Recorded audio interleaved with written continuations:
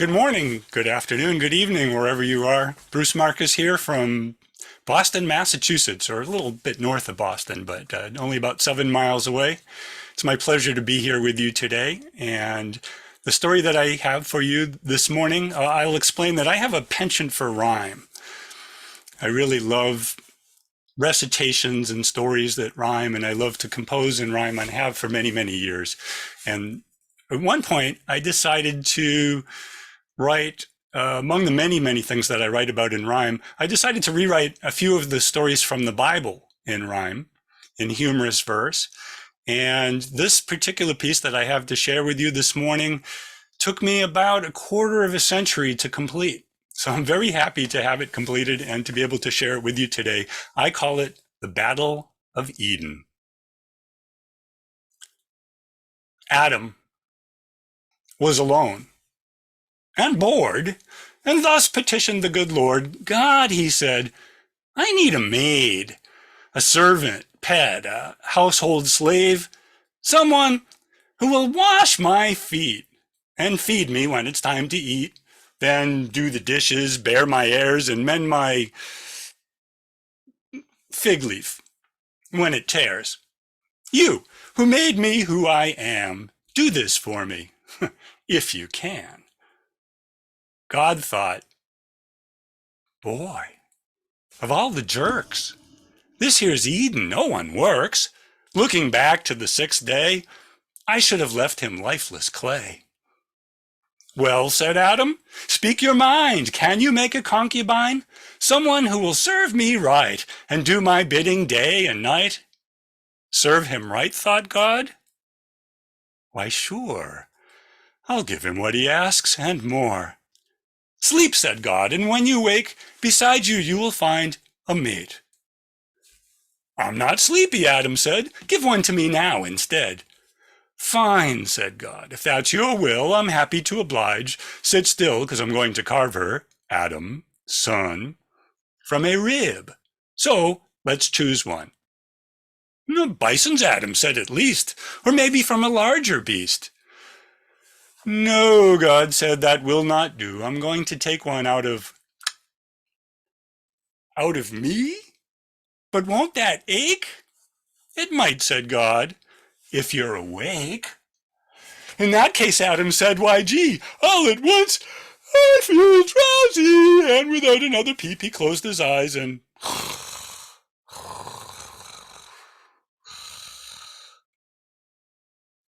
And so, while Adam took his rest, God drew 2 ribs from his chest. With these, he played the bones and laughed. Carved scrimshaw and put one back, and with the other fashioned she, whom waking Adam soon would see. Adam woke up from his rest, greeted by 2 naked breasts. So far so good, God, said he. Hey, he heard, there's more to me. A face he noticed then, lovely, but frowning down disdainfully. Wow, said Adam, this is great! You must be my brand new mate, sent to do my chores, I see, but why is it you scowl at me, having issues with your mood? No, she said, your attitude. You don't look sick, weak, or lame. Who did chores before I came? No one, Adam said, I'm told. I'm only several hours old. But come on, darling, let's not fight. Let's shake hands and start out right. I'm pleased to have you join me here. You may call me Adam, dear. Call me Eve, she said, not dear. Darling, baby, sugar beer, honey pie, or sweetie poo, unless you like that done to you. Before he let things slip away, Adam first had this to say. You're here, he said, for servile deeds and to satisfy my needs. God made you at my behest, from a rib from my own chest. There is pain where he has cut. I don't need one more in the butt. Whoa, said Eve, I am your mate, but listen, bub, let's get things straight. I'm not your concubine or slave, your gopher or your chambermaid, your secretary or your cook, your mistress, seamstress, wench, and look, I'm not just some submissive twit. We're equals, pal. Get used to it. The thin smile fled from Adam's face, an angry dark scowl in its place. He told Eve, I've been a fool to wish for and get stuck with you. Ditch this mate thing, he then said. I shall live alone instead. With that, he turned and stomped away. Eve shrugged and walked the other way. The separation lasted days, then weeks as more time slipped away. They didn't talk or even fight, just hid from one another's sight.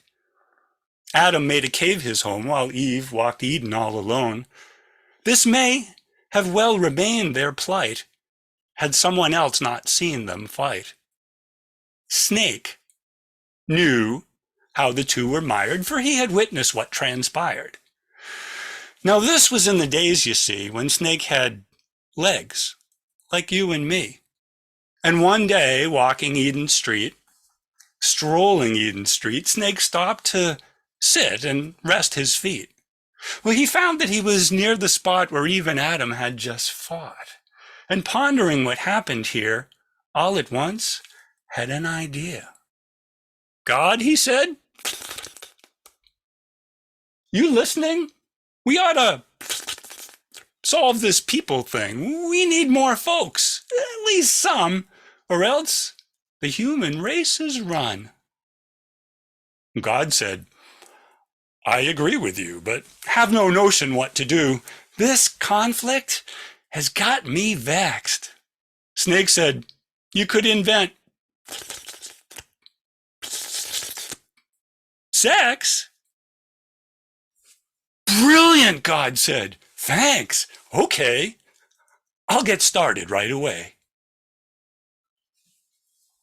Adam woke up in his cave, greeted by some inner wave. He felt his ribs with cautious care, relieved to find the rest still there. Yet he could tell that God, adept, again changed something while he slept. And where the change was, that was strange. Yes, in his loins, he felt that change. He wanted Eve. He craved her now. He wanted her right then, and how?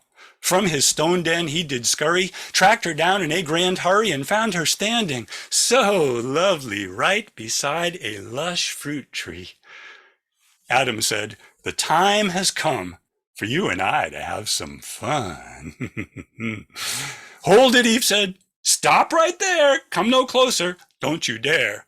Of dirt and rank sweat you doth reek, like you've not bathed inside a week. Adam bragged, I've never bathed.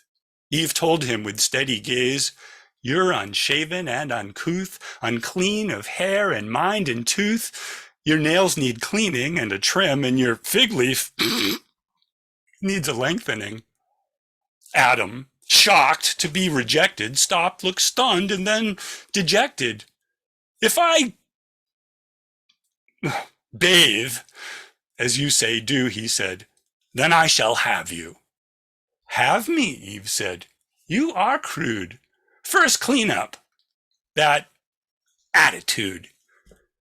She then plucked something from a tree, an apple it turned out to be. She stuffed it into Adam's fist, said, you want something? Here, have this. This time, she turned first and left, leaving Adam quite bereft. And with an apple in his hand. Not exactly what he'd planned. He took a bite, gulped down, and found it lodged in his throat halfway down.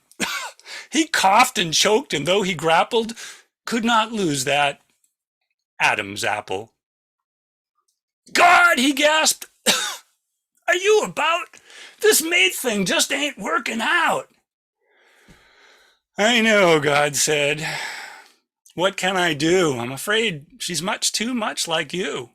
Or not enough like you, I guess. Either way, son, what a mess. Well, after Adam had slunk home, and God thought he was all alone, Snake popped up, stepped from his lair, revealing he'd been listening there. "Snake," God said, "there's trouble here. Have you any more ideas?" Hmm? Hmm. Hmm. Hmm? Hmm. "Yes," said Snake, "O God above, this time you could invent love." Love, God thought. That just might work, and might make Adam less a jerk. Adam woke up in his den, sensing something changed again. Neither ribs nor loins. Instead, this change was inside his head. Adam staggered from his cave, squinting in the light of day. He plunged into a nearby stream and swam till he was somewhat clean. Then, spying flowers that grew nearby, he picked some, without knowing why. And why? He just could not conceive. He sought and handed them to Eve. Surprised, she took them as he said, "Like your sweet lips, they are red. Those lips they call me, and your eyes are blue, just like the cloudless skies." Eve said, "You doth flatter me. And you've invented poetry. This is better. This, why, all at once, I crave your kiss." She grabbed the back of Adam's head and yanked him to her as she said, "Come to me, my charming cad." Adam said, "This ain't so bad, I guess this equals thing. But Eve, you are confusing. I guess you are a mystery." "And smooth to me you'll never be," Eve said, "but I think with time and with patience, things might work out fine." She drew him close. They closed their eyes, and both let out contented sighs. As toward each other they did lean, a curtain dropped upon this scene. Through a part where the curtain caught, Snake watched what he felt he'd wrought. God, shocked, saw him looking on and said, "Don't be a peeping Tom. I'd arrest you as a voyeur, had I thought to invent lawyer." Lacking any legal action, God still sought some satisfaction, and so, despite how Snake did beg, promptly removed both his legs. Henceforth, snakes all slither low, too short to peer in any window. And from that day to our own, men and women share a home. For some, it works, while others quit. Some stay but can't get used to it. But those who tout creation say that Eve and Adam had to stay together and no other way, or we might not be here today. The Battle of Eden. Thank you for listening.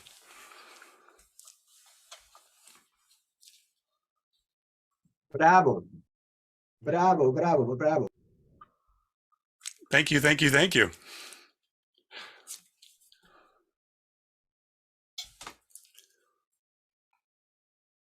Anybody?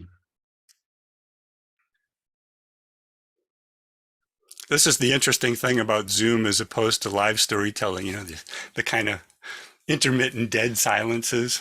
Mm-hmm. Remember the 4 questions? Can you remember one moment from the telling that especially made an impression on you, that you enjoyed? Do you have any suggestions about how anything could be added or done a different way? And does it remind you of anything else, either in your life or in a story? And what do you get out of the whole thing? Anybody? Gustavo? I love the rib, because a rib is rib can be, it's not an important bone, just can be, I know we have like spare ribs, you say spare ribs, and you can take it and you can replace it. And it's from the start, it's like God is making a woman from something that is not so important in the body of the man. That I like that. I don't know why.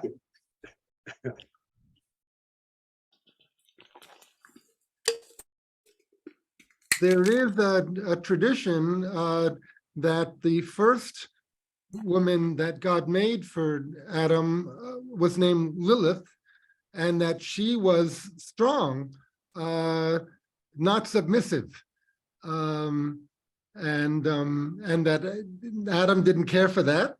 So then God made a more submissive female. So this telling kind of relates to that.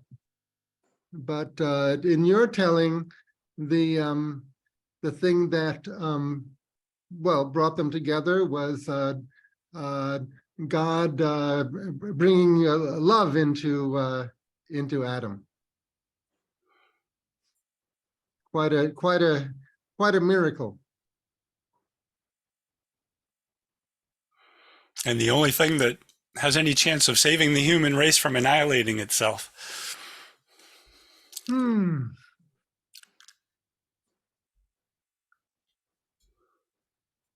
Well, oh yes, Georgia. Hello, everybody. What I was surprised by you dared to customize this classic, all times classic story to our modern world with a special treatment towards women. A little bit exaggerated, but I agree with you actually. And that people can how might people talk to God nowadays. I mean, it's not oldish, it's really fresh, a fresh version. Thank you. And thank you for that. It's fresh two ways. I like how saucy it is. I like the fact that we take the story so seriously and so somberly. And I just like how you got it all saucied up. Thanks, Nayana. Moira? You're on mute. You got to turn on your mic. Bruce, I heard you tell a biblical story as a poem before, a long time ago. I'm not sure it was this one, but Eric asked whether I could relate to it. Well, it was like a documentary. I could relate to everything, you know, absolute true life experience. And Eric, you also asked whether you should expand on it or something along these lines. Yes, please, would you kindly make poems of all of the Old Testament? It's even if you say it took you a long time, but it surely was worthwhile. So I hope you live at least to be 120 and have some more of that. It was just wonderful. Made my weekend. Thank you. Thank you so much, Maura. We have with us at least one other expert in poetry storytelling with rhymes, and that is Jackson Gilman. Jackson, can you say a word about the poetry and the rhyming aspect? Either with camera off or camera on, doesn't matter. I'm trying. Am I in there? Yes. We see Okay. you. Well, I was multitasking in a very cluttered room here. Bruce, I'm a big fan of Bruce's always, and he's quite the wordsmith, and I'm always delighted. And this one really was juicy. Is it a big challenge to memorize so much? It can be. Mhm. I find when a story is a narrative like that one, it's less hard to memorize. although that one, is a little on the longer side. But I've got a piece that I wrote during the pandemic called When It's My Time to Die. And there are 6 stanzas where I just have a catalog list of euphemisms and expressions for dying. And I'm having a really hard time. I have to do it a little bit at a time. It's taking a really long time to memorize that passage. Mhm. On that note, Bruce, one thing I appreciated were the various little small catalogs you had in this poem. Of she'll do this, she'll do this, she'll do this, she'll do this, or when she says, I'm not your this, I'm not your that, I'm not your that. I love those lists and how they fit into the meter of the poem and how you embedded the rhymes within those. Thanks, Barry. That's repetition with variation, sometimes called parallelism. Mhm. It'd be interesting to see what some patriarchal evangelical audiences would think of this. You're right, Jackson. I think I'll take it to the Deep South right now and book myself some gigs.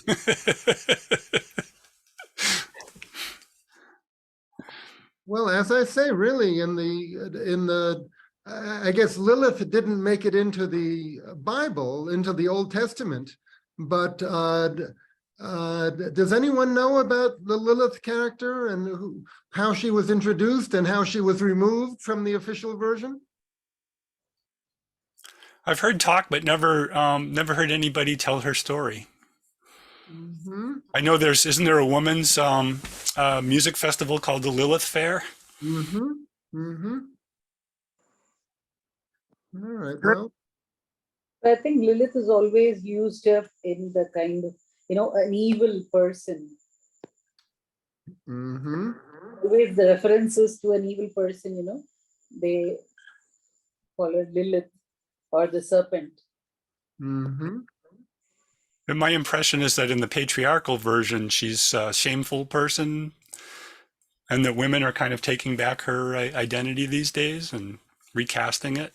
Mm-hmm. Okay. Well, thank you so much. That was a very a wonderful change of pace. Thank you, Eric, and thank you for the opportunity to be here. May I put in a quick plug? Go ahead. I just want to announce the venue that I help run. It's called the Story Space. It has been going on in one version or another for a little over 30 years now. And we meet every Tuesday night, these days on Zoom. So if you Google, well, actually, I'm going to just toss it right into the chat. I'll put in a link here. And we meet every Tuesday evening, Eastern time, that is, from 7 to 9 p.m. Our first hour, we have open telling with an 8-minute limit. And the second hour, we have a different featured storyteller every week of the year. And you're all very much invited to be there. We'd love to see you. Thanks. 7 p.m. Mm-hmm. Yeah, unfortunately, that's about, I think, 4:30 or 5:30 in the morning, India time. For you early risers, yep. Yes, very early risers. And so you're a part of the New England storytelling. What is the name of the organization? Nest, Northeast Storytelling. They actually, because New York is part of it, they changed the name originally from that had New England in the title to Northeast. Mm-hmm. Because New York is not considered to be one of the 6 New England states. No. And you have the Sharing the Fire Festival every year. Yep, the conference, which took place in late March in person for the first time since before the pandemic, this just a month ago. And it was marvelous. I would encourage any of you, even if you have to travel, if you have to walk across the ocean, it is just a weekend-long extravaganza of keynote speeches, performances, top shelf workshops, strong community, welcoming environment, and it's just marvelous. But I'm not biased. Well, it's a good excuse to visit the Boston area. But Bruce, this year we did have some Zoom. So there was. Yeah, there was a virtual component as well. Yep. In our Chennai annual Chennai Storytelling Festival in February, we had 4 events this year which were hybrid, where people could attend and tell both in person and by Zoom. And it worked, but it's a lot of equipment to organize. So have you done any hybrid situations? A little bit, yeah. We at StorySpace, we actually have the equipment now for it, and we tested it and it worked fine. And then one week when we had a feature from out of town that we tried to host in person, there was a little bit of an internet connection problem, and so and we haven't tried yet again since. Mhm. Okay, any final thoughts, anyone, about the Battle of Eden? Loved the way she said, clean up your attitude. Ah, the way Eve said that. Yes. I try to get that little neck snap in there like I've seen my daughter do, but I can't quite master it. That's kind of stuck there, you know, clean up your attitude. It just is there. Okay, so now I will stop recording. Just one question, Bruce. Go Is, ahead. have you actually written this down for us to read it? I mean, is there a possibility that you could allow us to Garrett, read this? Sure, and I might have your email address already from the group emails that went out to the tellers. If not, you can enter it into the chat, and I'll be happy to send it to you. Oh, that would be great. And it's with rhyme. Yes, rhyme is necessarily written down. Yeah. Narrative stories, not necessarily, but rhyme absolutely necessarily.